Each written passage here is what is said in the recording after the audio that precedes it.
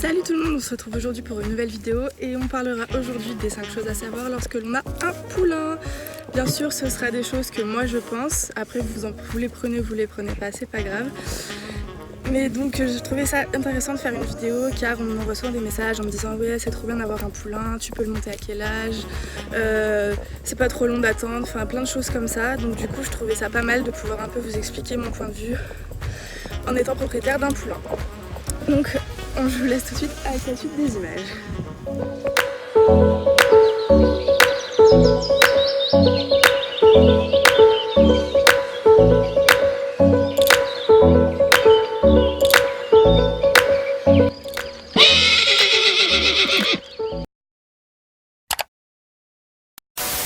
Du coup, le premier point que je peux vous donner quand on a un poulain, c'est qu'il faut savoir être patient.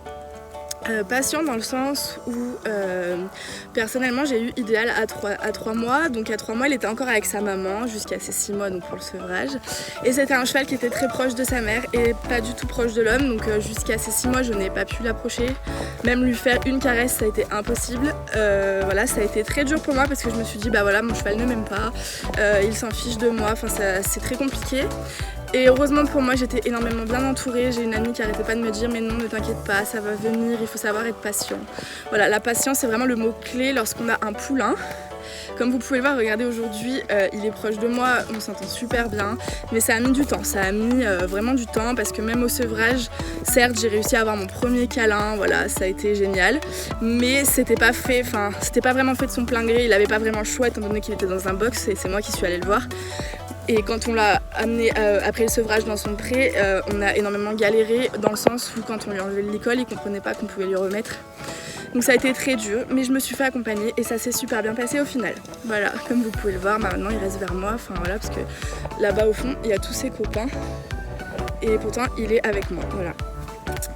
Ensuite, la deuxième chose que je peux vous dire, c'est qu'il ne faut pas avoir honte de se faire accompagner par les bonnes personnes. Moi personnellement, pour Idéal, je suis accompagnée de ma copine Juliette, que vous voyez souvent dans les vidéos, donc c'est elle qui m'a vendu Idéal. Et ensuite par sa mère, qui est quelqu'un qui travaille énormément les chevaux à pied et elle est vraiment géniale. Elle a une façon de vous apprendre les choses qui est vraiment bien. Et puis elle est exactement comme j'aime, donc du coup c'est bien parce que le travail qu'elle me conseille avec mon cheval, bah, c'est exactement comme ça que je veux avancer avec lui, du coup ça m'aide énormément. Donc voilà, faut pas avoir honte. Parce que moi sans Juliette, bah, au jour d'aujourd'hui, je sais même pas si j'arriverai à rattraper mon cheval dans le pré sans qu'il parte. Qu'il vienne vers moi et tout ça, je sais même pas si ça serait possible parce qu'elle m'a énormément conseillé. Parce que quand on a un poulain, c'est vraiment des fois compliqué mentalement.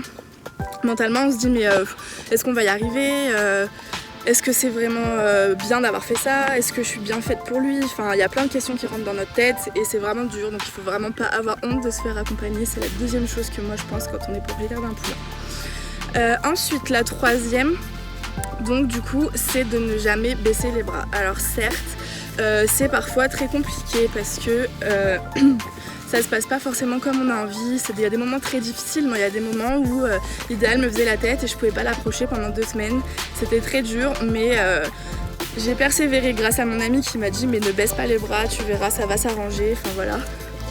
Mais il faut toujours persévérer, il ne faut jamais baisser les bras car c'est des animaux et que bah voilà comme nous ils ont un caractère et que des fois comme nous ils n'ont pas envie tout simplement. Ensuite, la quatrième chose que je trouve importante, c'est que voilà, nous c'est comme des enfants, il ne faut pas hésiter à recommencer pour que ce soit vraiment acquis parce que nous quand on apprend à marcher par exemple, on tombe souvent avant de réussir à marcher correctement. Et bah eux ça va être pareil, par exemple pour l'apprentissage des pieds, il faut vraiment pas hésiter à recommencer et recommencer encore jusqu'à ce que ce soit acquis. Parce que voilà, par exemple Idéal ça fait plus de 8 mois que je lui prends les pieds. Et ça fait à peine 1 mois et demi que j'arrive à lui prendre les 4 pieds et qu'il me les laisse un peu dans mes mains. Voilà, après voilà, c'est commence à être acquis mais c'est pas encore ça. Mais c'est un travail sur du long terme et il faut vraiment jamais arrêter. C'est-à-dire qu'un cheval il a besoin de refaire les choses afin que ce soit acquis. Donc ça c'est une chose extrêmement importante je pense. Voilà. Ensuite la 5e chose dans laquelle je peux vous parler c'est apprendre à se faire confiance tout en étant dans le respect. C'est-à-dire qu'un cheval, donc à cet âge-là, il va comprendre que vous, en fait, par exemple moi pour Idéal je suis son pilier, c'est-à-dire que quand on est dehors ou quoi, son point de repère c'est moi.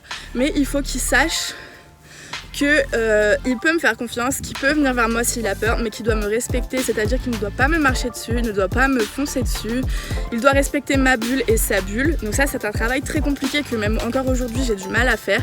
C'est pour ça que, encore une fois, je vous dis, il faut être accompagné, car moi j'ai ma pote qui m'aide tout le temps, parce que j'ai un souci avec Idéal, c'est que quand je vais pour le brosser par exemple, et que je vais derrière à partir de là, bon là il le fera pas parce que je suis à côté de lui depuis une demi-heure, mais en gros quand j'arrive vers lui et que je commence à passer derrière l'épaule, il va reculer parce qu'il ne veut pas que j'approche de sa bulle, on va dire. Et ça c'est un travail sur du long terme pareil qu'il faut absolument que je fasse, mais c'est voilà, ça fait partie du respect, de la confiance et tout ça, et c'est un truc qui se travaille tout le temps. On peut avoir, ça se trouve dans un an, on aura un moment où on se fera plus confiance parce qu'on aura eu peur de je sais pas quoi, et que voilà, c'est du travail tout le temps. Voilà. Après c'est sûr qu'avoir un cheval petit c'est génial parce qu'on le voit grandir, on le fait, comment dire, on lui apprend les choses qu'on veut lui apprendre à notre manière.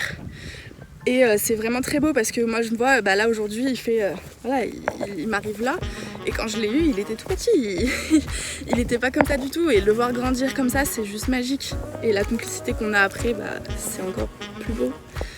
Mais voilà, il faut savoir être patient et prendre son temps et faire les choses correctement, et surtout, comme je vous dis, ne pas avoir honte de se faire accompagner. Voilà, j'espère que ces points seront pour vous très utiles. Moi c'est ce que je pense, bien sûr, moi. Après certaines personnes doivent penser autrement, mais je voulais vous faire part de mon avis.